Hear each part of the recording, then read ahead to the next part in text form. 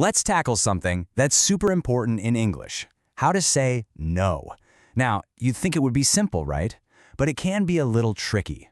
The great news is there are really only two simple paths to learn, and by the end of this, you're going to know exactly which one to take every single time. So let's jump right in. Sound familiar? Maybe you've said something like this or heard a friend say it. If you have, you are definitely not alone. This is such a common way for learners to try and make a sentence negative. And it makes sense, logically, but in English it just doesn't quite fly. So this is the big question, isn't it?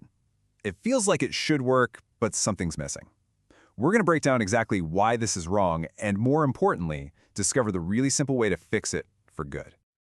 Okay, first things first. If you find this confusing, that is completely normal. I mean, this is something that trips up English learners all over the world, even people who've been studying for a long time. And we're not just guessing here. There's research to back this up. One study looked at the writing of high school students and found a ton of errors in the simple present tense. You know, the one we use for everyday facts and habits. This just goes to show that getting these rules down is a challenge for pretty much everyone. So how common is this specific kind of mistake? Get this. Of all the grammar mistakes the researchers found, a whopping 40% were what they call misformation. That's just a fancy term for using the wrong form of a word, like putting the wrong piece in a puzzle, forgetting the S on plays, or in our case, using no when you actually need a different word. And here's what those mistakes actually look like. You see things like missing a tiny but crucial word like is, or forgetting the S on a verb. A lot of the time, this happens because our brains are trying to apply the grammar rules from our native language. It's a totally natural thing to do. All right, we've seen the problem. Now, let's get to the solution. There are two main paths for making a sentence negative in the simple present. We're going to start with the first and most common path, the one you'll use for almost all of your action verbs. The secret to this first path is something called do support. The easiest way to think about it is this. The verb do is like a special helper that we call in just to hold the word not. See, when a sentence has a regular action verb, like play, work, or eat, it needs this little helper to turn negative. And using this helper is a simple two-step deal. First, you pop in do not or does not right after the subject. Easy. But here's the second and really important part.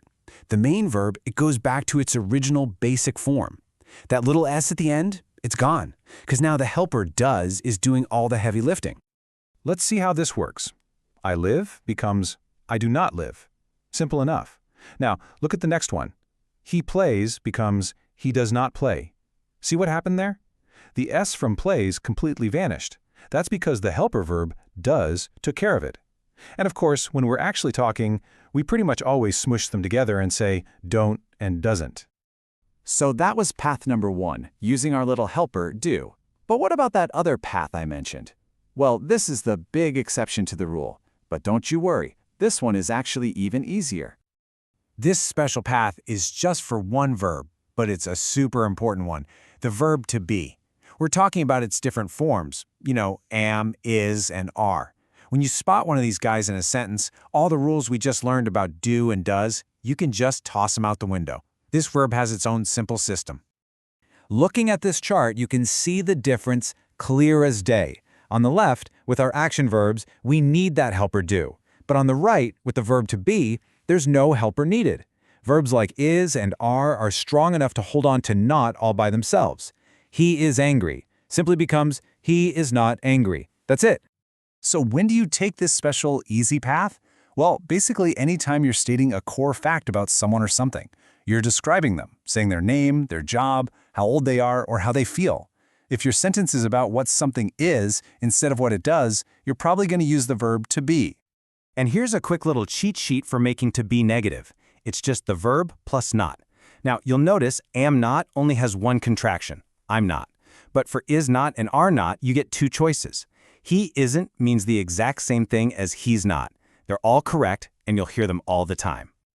Okay, let's pull all of this together into a super simple guide you can use any time. Think of it like a little decision tree in your head. When you want to make a sentence negative, you just have to make one quick choice. This is the secret, really. Everything we've covered boils down to asking yourself one simple question about the main verb in your sentence. If you can do that, you'll pick the right path every single time. So here it is, your mental checklist. Step 1, find your verb. Step 2, ask the big question. Is it am, is, or are? If the answer is yes, just add not right after it. Boom, you're done. If the answer is no, then you know it's an action verb, and you take the other path. Add do not or does not before it, and just remember to change that verb back to its basic form. And really, that's all there is to it. You now have the key, the entire framework, for making a correct negative sentence every time. You know the main rule for action verbs, and you know the super simple exception for to be. You've totally got this. So think about it. You started by looking at a mistake that so many people make, you understood why it happens, and now you have a clear two-path system to get it right every time. So I'll leave you with this. Now that you've got the power to say not correctly, what's the next English skill you're ready to say yes to?